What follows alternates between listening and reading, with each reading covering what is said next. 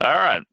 Hello, everybody. Welcome to the call, the Viva Connections SharePoint Framework bi-weekly sync. Woo! All right. I'm your host, Chris Kent, and we're going to look at all sorts of exciting things today, including we've got a bunch of updates on SharePoint frameworks, so SPFx. We've got a bunch of project updates. We're going to take an awkward photo during together mode, and then we've got 3 awesome demos from you coming from Daniel, Turley, Anoop, Tatti, and Hugo Bernier.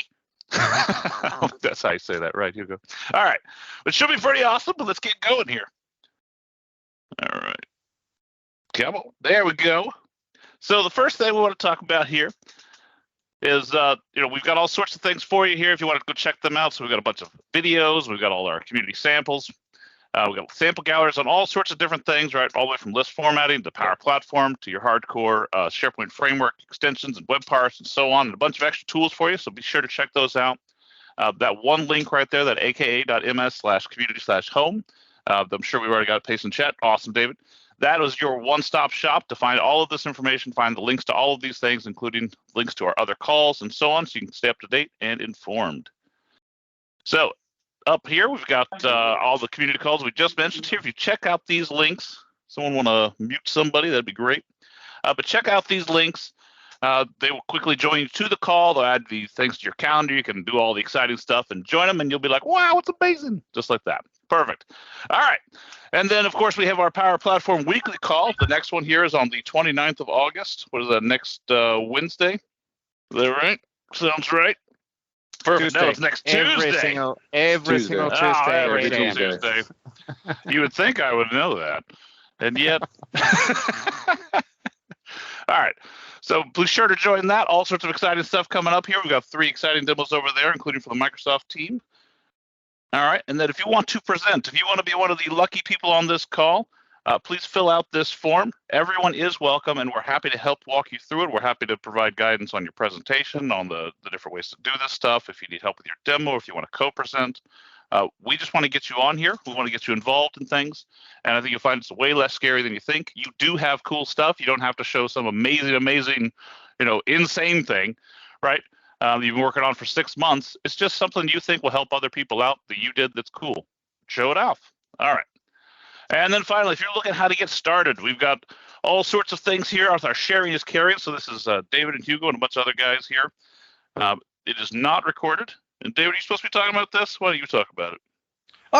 Hey, it's okay. I like how you put it. Bunch of guys, not recorded. Sounds like a time. Yeah. Good time. All right, friends. Yeah. So Sharing is Caring is a program that we use to provide hands-on guidance. What does that mean? Like Chris said, it's a safe space. We don't record these sessions. They are live. They are hands-on. We work together. We do things like submit your first pull request if you've never done that. We explain things around GitHub and the like that may be confusing to you, and we'll walk you through it so you'll leave those sessions feeling confident and ready to tackle your first contribution if you've never done it. Even if you just need a refresher, it's A-OK.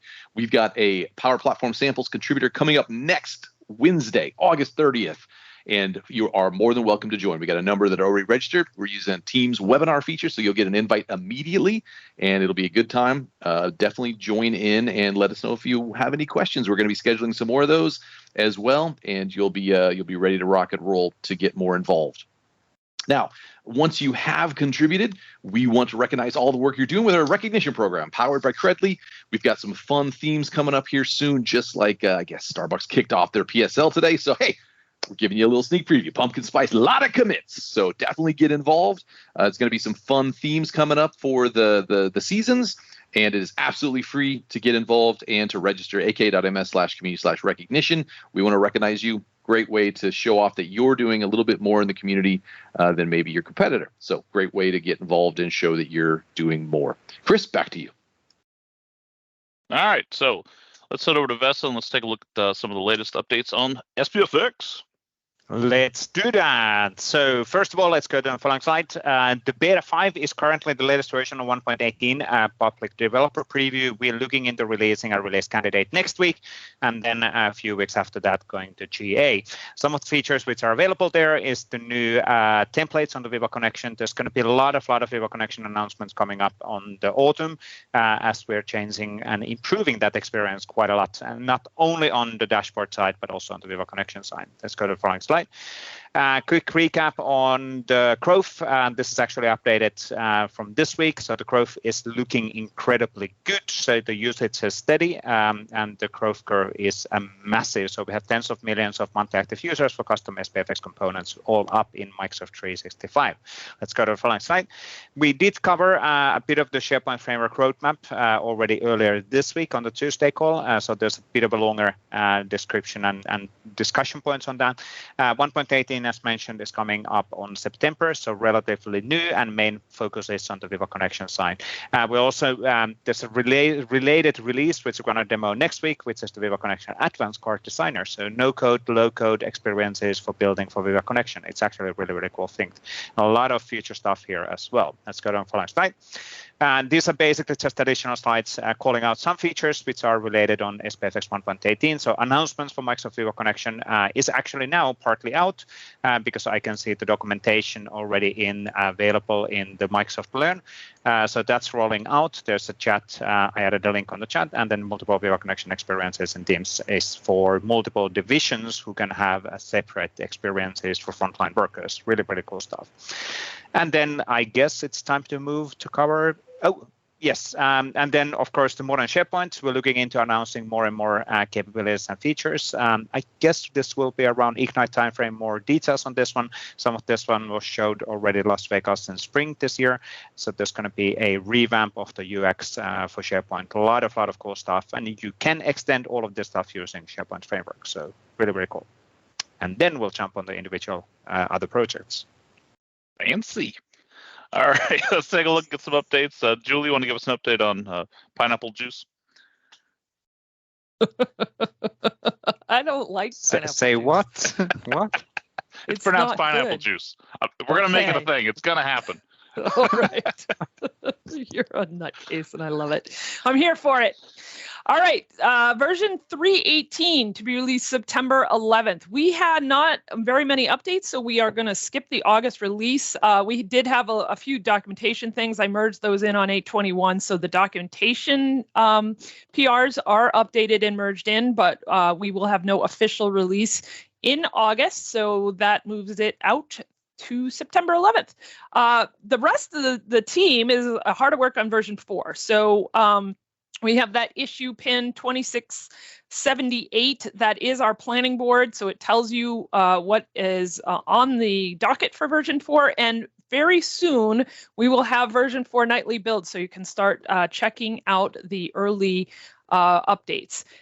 We do have an open request. This is sort of a speak now. I didn't put the forever hold your peace, but it's pretty much a forever hold your peace. We are potentially going to deprecate the queryables extensions feature. We don't see much use of it, and because it adds like a layer into every call, because we have to check to see if there's any extensions, we're kind of thinking that maybe this is something that we should remove. And so if you have any thoughts or are using queryable extensions and want to give your 2 cents, please submit an issue, reach out to us, however you might want to do that, and let us know that you're using it and that it's important to you.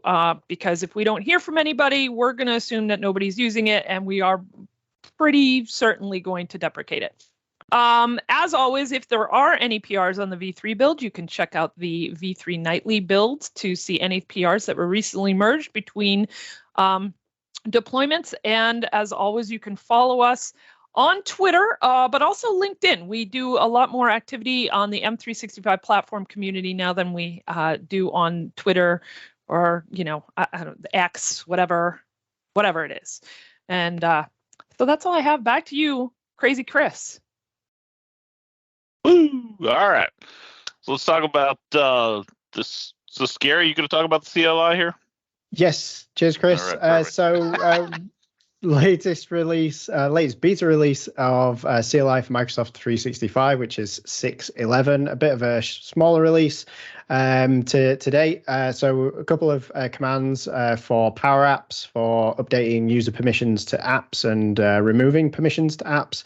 We've also got a new command that if you're using the CLI configuration, so you're changing the default preferences to things that you like, we've added a new command so that you can just list all the configuration options that you've actually changed, which is nice. Main focus at the moment has been around the V7 release, which is currently in development. So we're looking kind of like next month timeframe to release that. We have actually got a beta release of V7 already available. So if you're interested in seeing what comes next, any of the breaking changes that might affect you, or just test the scripts that you've written, then it's worth checking that out now, and let us know if you have any issues so that we can address those. If you want to use the latest beta, the 6.11, then use the next tag if you are installing from npm or using our Docker container. And as always, if you have any questions, want to discuss things, anything related to CLI, then best place to talk about that is on our Discord server, aka.ms/CLI-M365/Discord is the invite code, and you'll get access straight into the server, and you can start asking your questions, start saying hello. So Chris, next slide, please. So Microsoft 365 Developer Proxy, I don't have an update this week. Just a reminder, we released 0.10 last month. So that included a gallery for mocks. So this is the idea that we're going to have a gallery of specific scenarios that you can go and access, and you can pull into your installation of Proxy. So please do check that out. We've extended the minimal permissions and random errors plugin with support for batching, some improvements for the select guidance as well.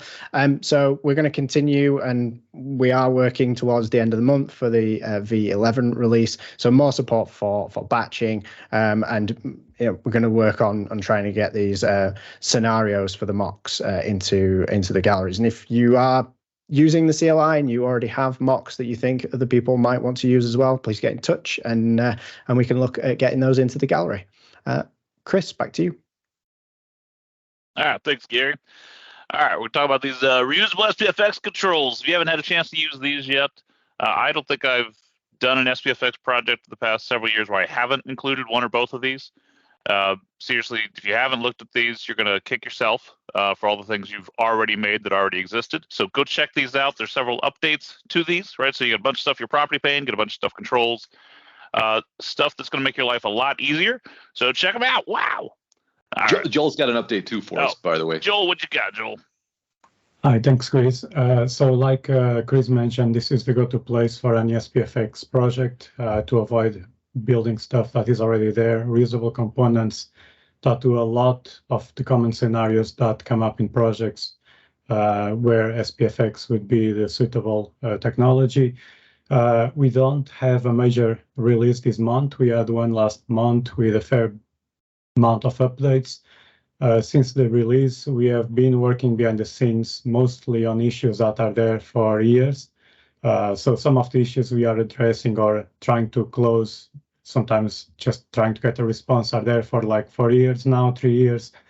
And we're trying to get to a proper cleanup status there. Just a call out to Mikhail, sure I'm destroying his name, Mikhail Milo, which helped a lot in the last weeks with addressing some of those issues, doing a lot of testing, classification, replying. So hats up. Just a big thank you for him. And like any other initiative here, this is your controls, is not our controls. If you have something to add to them, we would appreciate any pull requests. There was a lot of work also behind the scenes on clarifying how to contribute to them or to execute, run the solutions locally. So if you have any questions, you have no idea where to start, reach out to us. It's simpler than ever. And hopefully you have content that you can contribute to them as well. Thank you, Chris.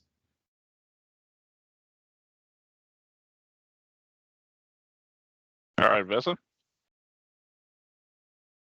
Yes, quick update in here. Viva Connection Toolkit is the easiest way to build your SharePoint framework solution. So it does not interfere with the out-of-the-box Microsoft-provided human generator. It just creates a wrapper on top of that and automates stuff using the CLI Microsoft 365. So even though you're super familiar with SharePoint framework, please take a look on this one. It actually helps a lot. You can have a look on easily access your tenant, easily deploy, do all of those things directly in the Visual Studio. Please check it out. Version 2 is on the horizon on this one. A lot of cool features in the pipeline to simplify the development process. Let's go to the following slides. All right. So if you haven't had a chance, check out PnP Modern Search. Is that Hugo? Are you talking about this? My notes are all messed up. No, I'll talk about it. So this thing is awesome. So if you're looking to do any kind of search customization, definitely use this. I've been using this a lot actually this week. You can build all sorts of amazing things. So check it out if you haven't. And there you go. That's all. Now, Hugo, you can talk. How's that? Well, thank you. That's very kind of you. So the PnP SPFx samples are repositories for web parts and extensions that people share, and they are awesome. You can get to them by going to aka.ms/SPFx-webparts, if I could say that. I haven't had a chance to process these pull requests yet because I was busy working on updates to the site, but we have these 4 awesome samples that are coming in, an update to the React dashboard by Kinga, an update to the RSS reader by Lori, and then a new extension by Michal, which is managing unique list item permissions, and an update to the new dynamic site forms by Martin. We love these samples, and I promise you I will be processing these samples as soon as possible. If you want to contribute, please don't hesitate to join us, and we have fancy badges for you when you do. And let's pass it to David to talk about adaptive card extensions. Yep, just real briefly, no new updates here. Derek is out today, so covering for him, but we are open for samples, so definitely reach out. There are badges for this too. And as Hugo mentioned, we're actually doing the tiered badges now for the SPFX web parts. So if you've got just a few, then you can get that 5 or 2-star badge, 3-star badge. Some exciting opportunities there. Same for CLI and script samples. So check them out. Chris, back to you. All right, turn on your cameras. It's time for together mode. Gonna take a photo of you. Together mode. Together mode. Let's do it together. Yeah. Good. We have 50 seats in the room. The pixelation isn't too bad. It's not perfect, but hey, this is really good. Few more seats. Let's wait a few more 10 or 20 seconds. Let's see who do we get here. Chris, I don't see you. What's up? What's up with this? What? Yeah, Chris? You know. You are maybe in the middle of this in here. So right. So in this one. Sure. So, Yeah, that's me. And the empty seats, Chris. Yeah, his cloaking device on today. Cool. I guess we are hitting the timing and running out of the seats as well. So let me put the recording on and let's do some hand waving, everybody. Everybody, we can try to do this in waves. No, we can't. Actually, really cool. Thank you, everybody, for joining. Also to have you on a call. really cool. Yeah. Excellent. Let's go on the slide demos of today. Pretty. Let's jump Thanks, to everybody. All right. So first up, we're not missing any seconds. This is really good. Okay. Take it away, Anoop. Okay, great stuff. Just to confirm if you're all seeing my screen. Yep, all good. Looks great. Okay. All right, thanks. Okay, so in this session, we'll be talking about an SPFX extension, which is called as Personal Assistant. And this extension has been developed using a feature of OpenAI called as function calling. And we'll be using Microsoft Graph as well. Right. Quickly about myself, my name is Anoop. I'm an MVP in the Microsoft 365 development category, and I work at a company called as Content+Cloud based in the UK. There are links to my various profiles, so you can follow me on those platforms if needed. Right, let's jump into the demo first and then understand what this personal assistant extension is, and then look at the code. Okay. So what I have here is my development tenant, and in this development tenant, I have just opened a site, and then if you see right at the bottom over here, we've got this SPFx extension, which is called as Personal Assistant. So if I just click on that, it's nothing but a chatbot, and then I can start asking questions to it. So firstly, if I ask, who am I? Then it replies. It should reply in a minute with the correct answer. And then let's say if I want to ask this question as to when am I meeting Megan next. So what happens here is using the power of OpenAI and Microsoft Graph, we get the information from the calendar, and then it says I'm meeting Megan Bowman next tomorrow in a meeting called Sprint Meeting. Now, if I ask another question, something like, am I attending a webinar soon? What happens here again is, the events are obtained from my calendar using Microsoft Graph, and OpenAI formats that and shows it to me in a nice way, just to prove that these are correct. So you can see that there is a sprint meeting tomorrow with Megan. And then there is a webinar called What is SharePoint happening on the 31st of August. And that's what is returned here as well. Then if I just ask one more question saying, what are my upcoming tasks? So what happens here is, again, Microsoft Graph is used to get the tasks from the planner, and then those details are sent to OpenAI. And then the information is displayed saying, what are the tasks and when they are due by.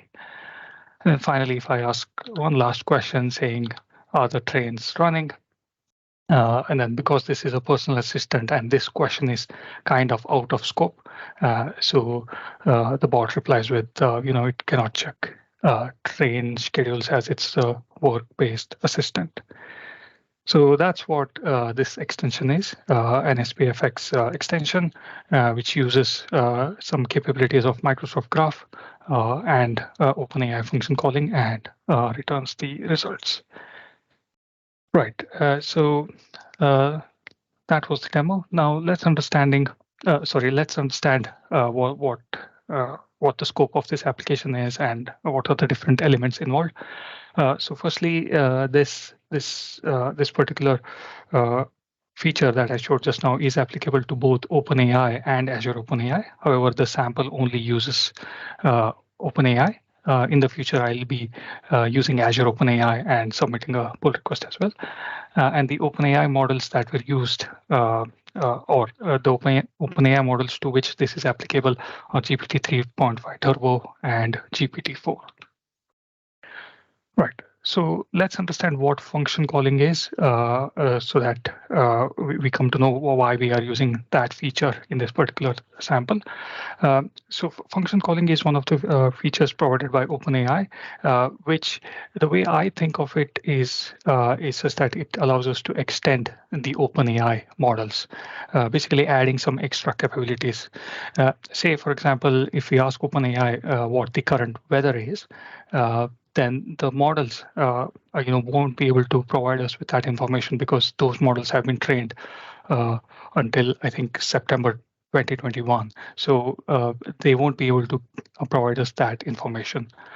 However, if we tell OpenAI that we have some functions in our code which can provide the weather data, say we have function which gets the current weather or gets the weather for the future 5 days, something like that. So we can tell OpenAI that we have these functions in our code. And then if we pass the names of those functions along with what they do to OpenAI, and we pass the user's question as well, then OpenAI tells us, okay, based on the question you provided, you need to call this particular function.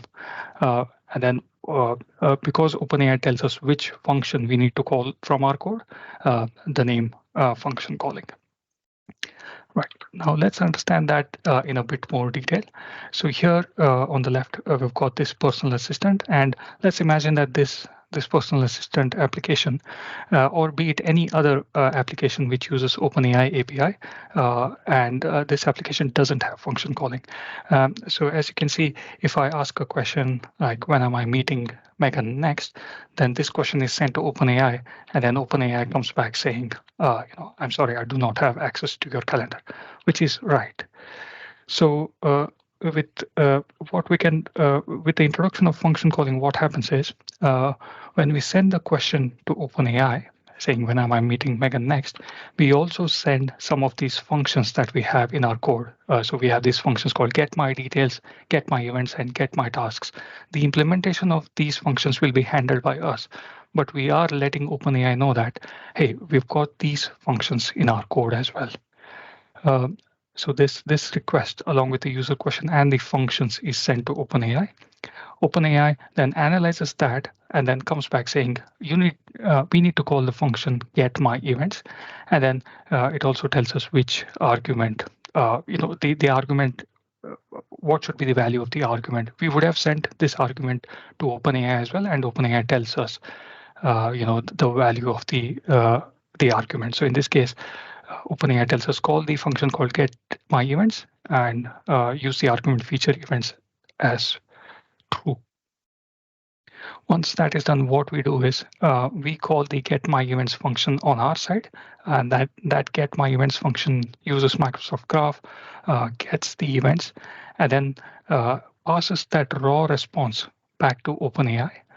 So as you can see, I've highlighted over here the JSON that is passed to OpenAI. OpenAI then analyzes that JSON, converts it into natural language, and then sends the response back. And then what we do is, in our application, we just go ahead and display that response. So that's what function calling is. Now that we have understood what function calling is, let's look at the code that was used for this application. So all this code will be present on the SPFx dev extensions repository soon. So this is called the React Application Personal Assistant sample. We've got the main component, which is the personal assistant, and that has got some HTML, which is nothing but a button and a div. So clicking on that button opens this div, which has got some components which show the different messages. Now, within that same component, we have a method called as onSendClick. As per the name, it executes when we send or when we type in a message and hit enter. So what we do here is we take the message provided by the user and then put that in an array called as OpenAI messages. So we are using the set OpenAI messages, which is one of the state variables in this component. And as soon as we update the OpenAI messages array, what happens is this particular React hook is triggered, which is the use effect on this OpenAI messages. And what that does is it goes ahead and calls OpenAI ultimately. So as you can see on line number 218, we are calling OpenAI with the messages that we had just constructed. Along with that, we'll be also passing this variable called as functions. Now, what does that variable look like? So if I just bring up this image, you can see that what we are passing to OpenAI is this messages array, which contains firstly the message provided by the user, and then we'll be passing these functions, the three functions which I showed to you earlier, get my details, get my events, and get my tasks, and we'll let OpenAI figure out which function it needs to reply back with. So if we just quickly look at the details of one of these functions, so this is nothing but a JSON object. So the main thing is the name of the function, and then we need to give it a proper description, because that's what OpenAI will use to understand what function needs to be called based on the user's question. We also need to provide an argument that the function will expect, and a description for that argument as well. Towards the end of this session, I'll be sharing a link which explains the details of all these properly. Right. So we've got the functions, we've got our message, and then we call OpenAI. When we call OpenAI, OpenAI takes that and then responds with something like this. It says you need to call a function, and then in the function call object, it says the name of the function and the arguments of the function. So what we do in our code is we take all these details, the name of the function and the arguments, and then we parse that JSON. And then once that JSON is parsed, we go ahead and call the particular function which we need to call. In this case, it is get my events. So we've got a class called as use Microsoft Graph. In that, we've got a function which is get my events, and that particular function goes ahead and hits the me/events endpoint and then gets all the events in a nice JSON format. Once we get all those events, we pass that particular response back to OpenAI. This is what we are doing here. So you can see that whatever result is coming back, we are putting that in a variable. And then after that, we are going ahead and setting the OpenAI messages again with that particular response.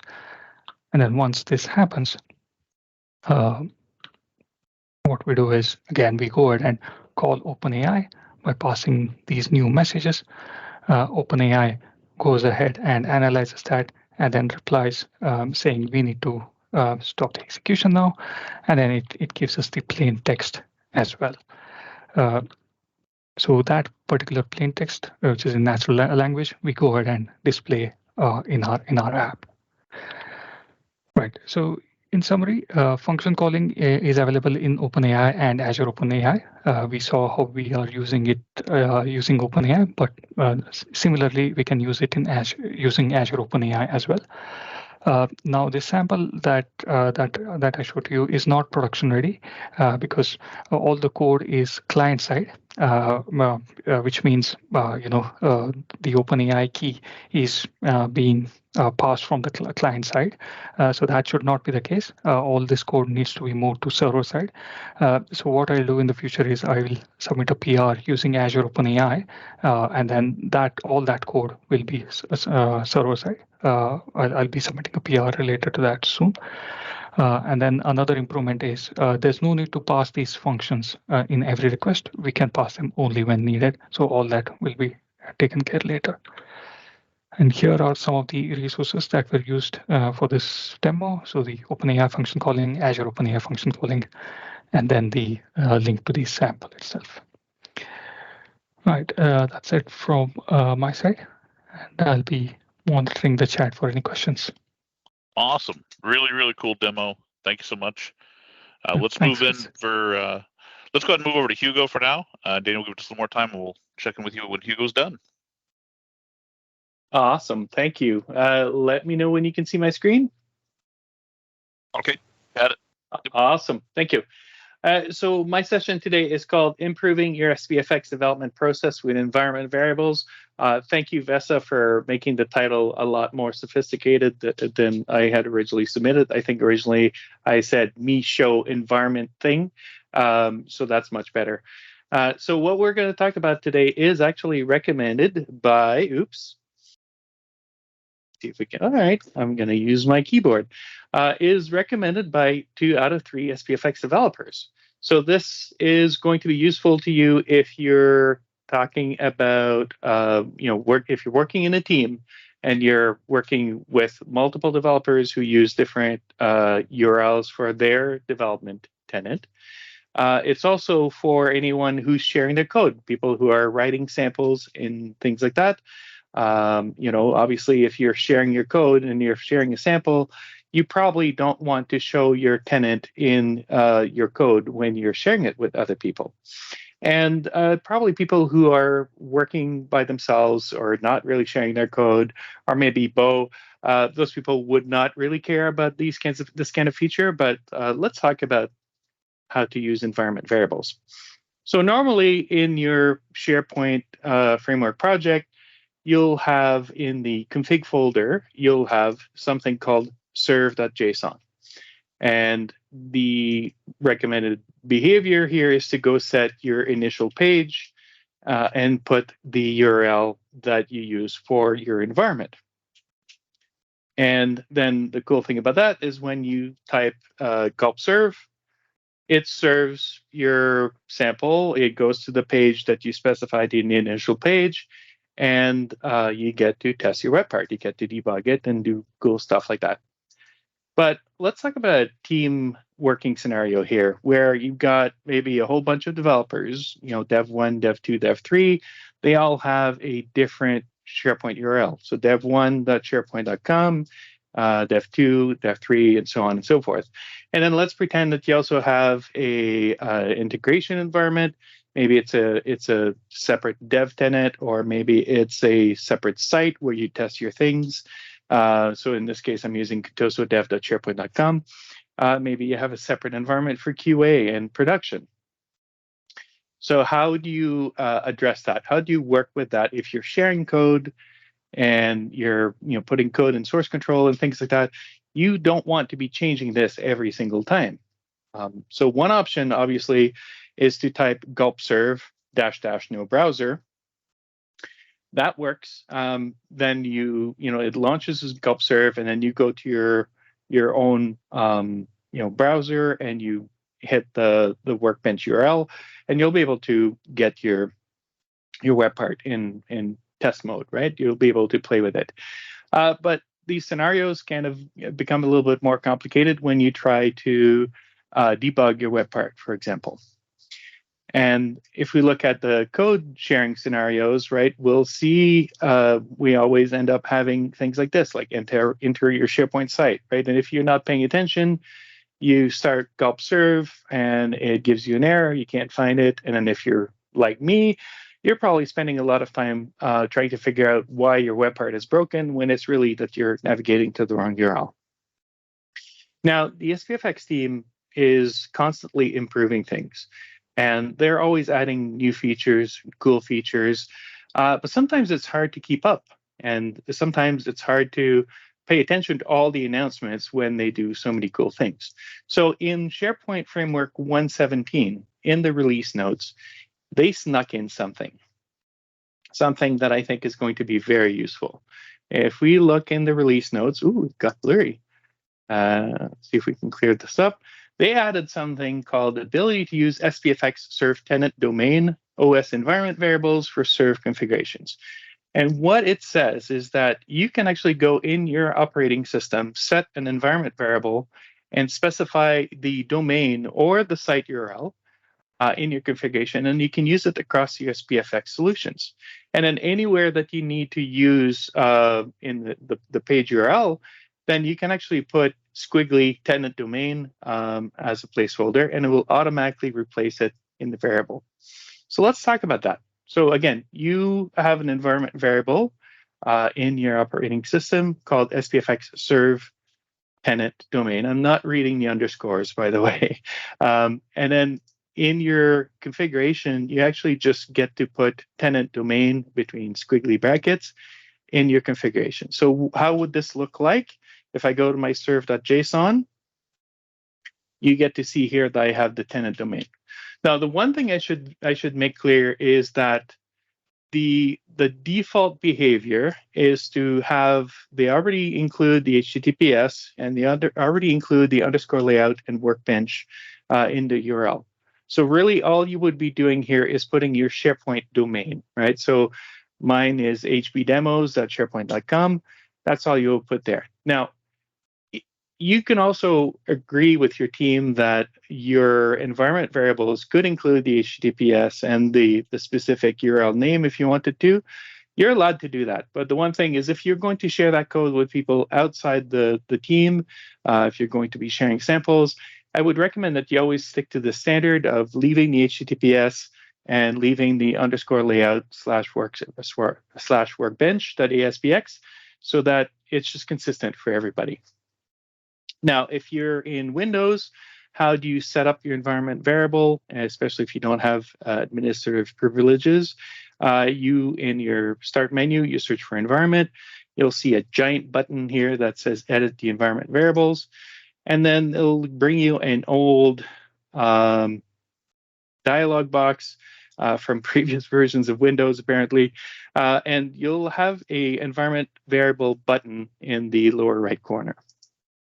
You just get to go to the environment variable, and then you'll see that you have a few environment variables already set up. You just click next to add a new environment variable. This is where you would paste, come on. This is where you would paste in this box right here. You would paste SPFx _ serve _ tenant domain. And then in the value, you would put your tenant, right? Your tenant domain. Again, best practice is don't use the full URL, just use the tenant domain unless you agree as a team to do this.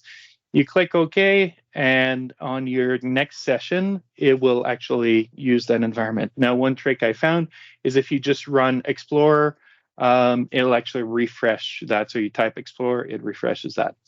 Now, you can actually do that also using in Windows. You can use your command line to do this. That works in either DOS or PowerShell. You can do setx, SPFx serve tenant domain, and then the value that you want to put. But it does require admin privileges to do that, unfortunately. Now, the cool thing is once you've done that, again, you just do gulp serve, and it will go directly to your tenant. And you'll see it's kind of cool. It just puts in the value that you're looking for. I know it looks a little bit blurry. Now, you might say, well, what if I'm testing different environments, right? What if I'm, again, testing my dev environment, and then I want to do QA, and I want to do things like that? Oh, yes. And for those of you, you can also do this in Bash and Linux. And it's just the process is slightly different to do so, but pretty much all the major operating systems where you can develop SPFx support environment variables as well. And I apologize, I work for Microsoft. I'm talking about Windows.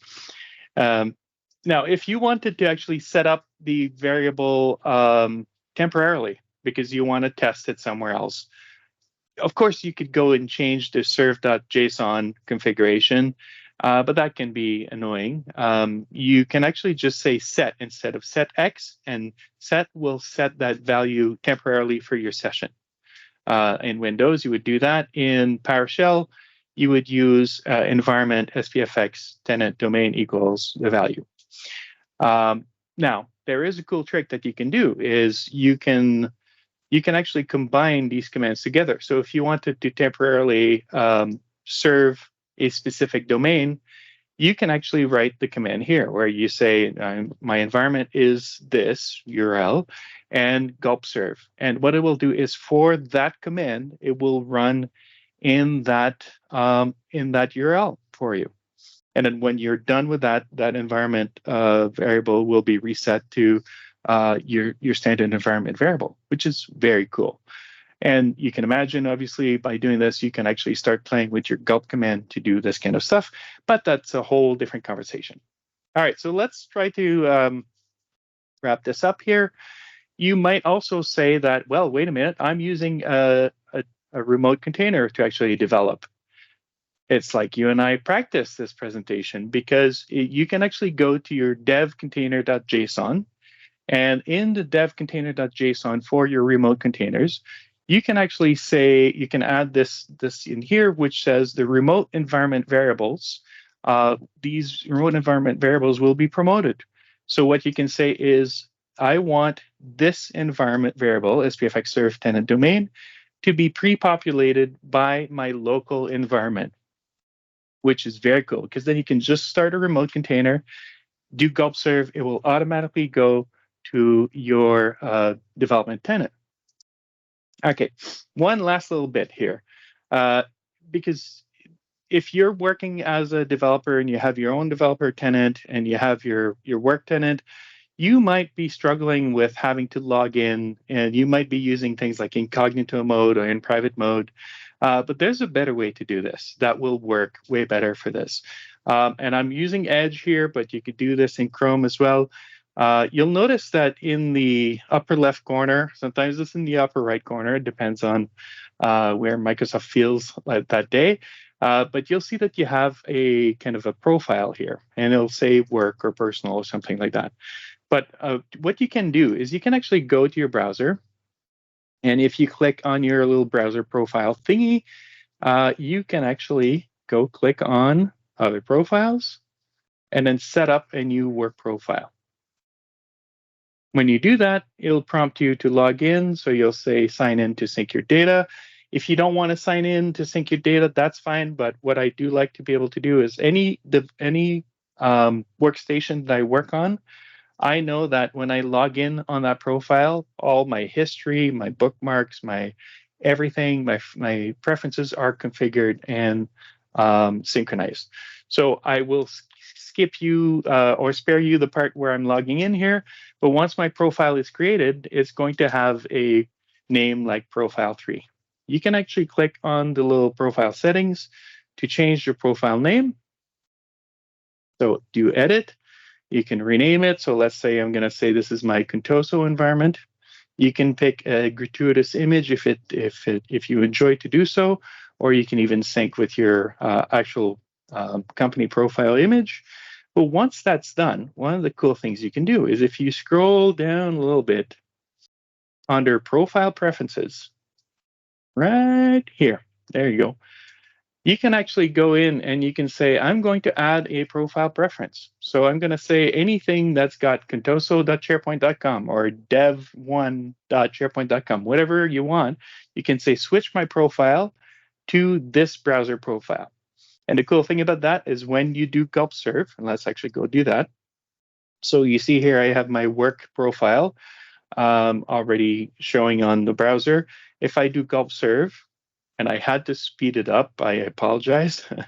But when you do gulp serve, it actually launches immediately, in my case, my HB demo environment where I can actually test my web part. So this is a cool way to work with teams, to share your code, and to really accelerate your development process, especially if you're using application lifecycle management and automation and things like that, because you're never hard-coded your URLs. You're using environment variables to do so. And that's it for me. Thank you, everyone, for your time. All right. Thank you, Hugo. Awesome. Some pretty awesome tips there. Daniel, how do you think things are going? You're able to try it again here? Hey, can you hear me? Yeah. Sounds a lot better for me. Perfect. Awesome. All right, let's get going again. Hi, my name is Dan Turley, and I'm a full-stack developer at Avanade. I've been working with SharePoint for over 10 years, most recently as part of the Productivity Studio, utilizing SharePoint framework to build business apps. Today, I'll be showing you some tooling that is part of the SPFx solution Accelerator to support development teams and environments. But first, as always, a quick overview of the Accelerator. It's a set of patterns, reusable code, components, and tools that are created for building business apps on the SharePoint platform. It's evolved over the last 6 years, and we've used it in the Productivity Studio to build a dozen business apps over that time. The Accelerator is open source, and we published a complete app to demonstrate its features. The SharePoint framework sample is named React Rhythm of Business Calendar. Accelerator has the following high-level features. We have guidelines for the solution structure to organize your domain model, services, components, and schema. We have a robust entity domain model with features like change tracking, validation, and relationships. There's also a services framework with provided services for SharePoint list data, time zones, users, and groups, and more. And we have dynamic provisioning of SharePoint lists for app setup and upgrade experiences. There are React components for view edit panels and dialogues, asynchronous data, live update controls, a wizard, and more. And we have tooling to support development teams and environments. And last but not least, live update ensures your users are always collaborating with the latest data. All right, so this is the 7th and final demo we have planned in this series on the SPFx Solution Accelerator. We've previously talked in depth about every one of these features except for the tooling. So what do I mean when I say environments? Well, first I want to be clear that environment is not the same as tenant. It's not a site. It's more like a customized build of your app. If you're fortunate enough to have separate tenants for dev, test, production, etc., then you don't necessarily need environments, although I'd still recommend using them to take advantage of the package and deploy gulp commands for any values in code that are environment specific. But we'll get to all that in just a moment. At the root of the solution folder is an environments.json file. This defines all of your environments. This will allow you to deploy different builds of the solution side by side at the tenant level or even at the site collection level. Now, why would you want to do this? Well, if for any reason you're in a situation where you cannot or do not want to spin up separate tenants for dev, test, and stage, for instance, maybe your app will need to access some documents or list data or manage metadata or AD user accounts, or anything really that exists in your production tenant that it's not feasible or not allowed by policy to copy over to a developer tenant. Or if it'd be a pain to manage accounts and roles for your project team across multiple tenants, then I think this feature is for you. If your project is even more restrictive, say you're only able to work on one site in the tenant, and you have to do development and test on that single site, then you can even use this feature to achieve reasonable separation for dev and test. So how it works is for each environment, you can specify a different name and ID for the solution package, as well as each web part and extension in your solution. So that's what enables side-by-side deployment. In addition, you can also configure environment-specific values that you can reference in your code. So for instance, let's say you're adding Google Analytics to your site. You can specify a different tag to be used for each environment, and that value will be set at compile time. We've also used this feature for things like a team's app ID, where we want to be able to have different builds of the app side by side in the team's catalog. We also always add a prefix to SharePoint lists that we provision dynamically, and any other elements that we provision. So all of this comes together by running either the package or deploy commands. You can see an example at the bottom of the screen that we've added to the gulp build system. All right, so without further ado, let me jump over to a live demo.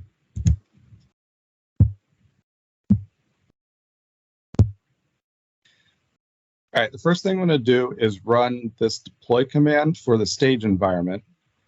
We use gulp deploy --ship --env stage, which specifies the stage environment. And I'm going to let this run in the background while we look at some other things, and we'll check back in a moment. So just to set some context, here I have a SharePoint site. It has the Rhythm of Business calendar app running on it. And what I want to do is show the site contents. So we have our lists, which is where we are storing our data for the app. And I want you to notice this TST prefix. So this indicates this is a build for the test environment. Now these prefixes are arbitrary. You can create anything that's meaningful for your team. We often use DEV for dev, TST for test, and for production, we don't include any prefix. Now let's jump over to the app catalog. This is the tenant level app catalog. And you can do the same for a site collection app catalog, or you can mix and match both levels in your configuration.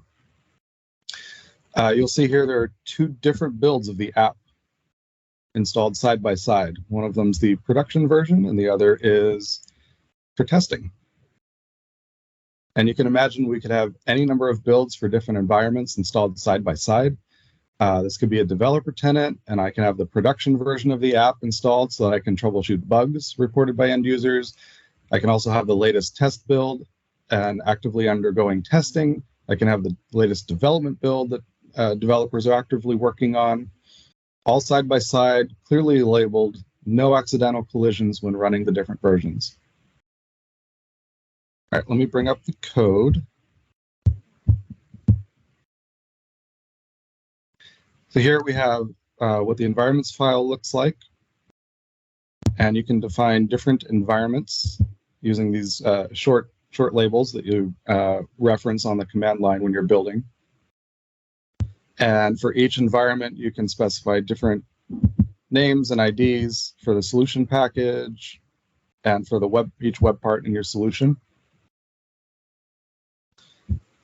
I also want to draw attention to the deploy site URL. So this is for each environment, you can specify the app catalog site, and then you can specify whether that's the site app catalog or the tenant app catalog. Also, there's this environment symbol. And so during build time, this will do a simple string replace in any file named defaults.ts in your solution. So let me bring up one of those files.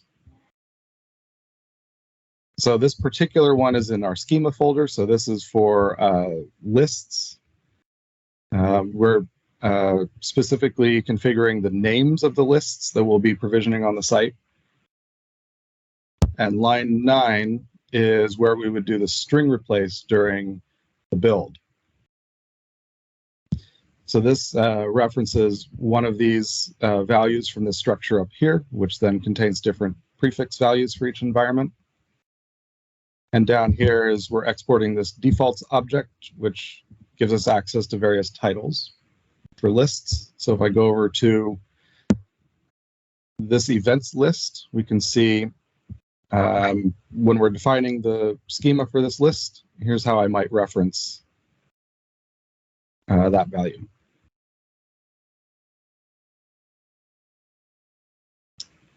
Okay, and this is still taking a little bit of time.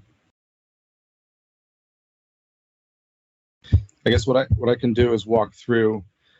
So what we do is for the deploy command, it starts with the out-of-the-box clean task, and then we have several other tasks that we've added that let you manage environments for SPFx libraries, any web parts and extensions in your solution, and then it modifies any defaults TS files that you have in your source code. Then it will do the normal build and bundle. And finally, after this here, there will be a task where it creates a zip file of your source code and any relevant files from the solution. So you can use that if you have to send your code to another group for review for deployment, for instance.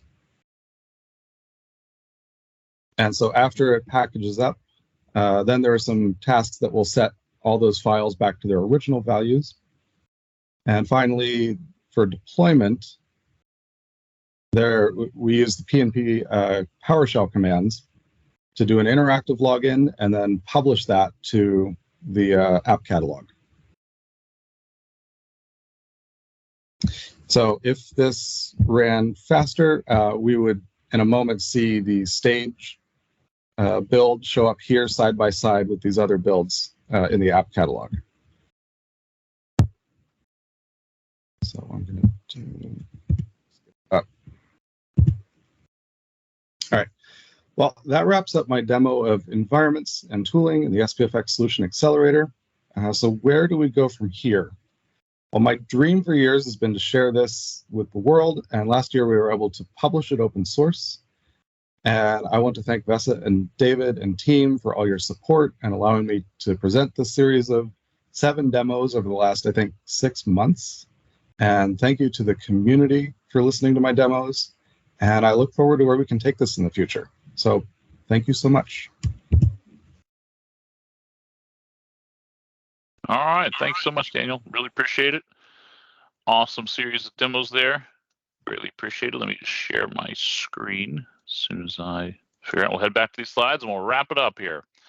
All right, so if you enjoyed today's call, please follow this link and give us some feedback. If you did enjoy this call, please follow this link and give us some feedback and specifically blame Hugo or David. Perfect. All right, but we're looking to see how we can do better, and we appreciate your responses on that. And finally, if you're looking to get some more immediate help, right, so this chat is open during the calls only.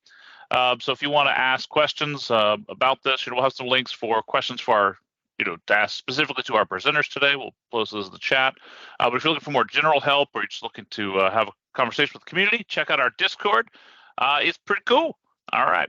And then finally, thank you very much. The recording will be posted in 24 hours on YouTube. And then after that, we'll break down the individual demos so you can share those out as well. Thank you very much to all our amazing presenters and for all of you for attending. Thanks a lot. Peace.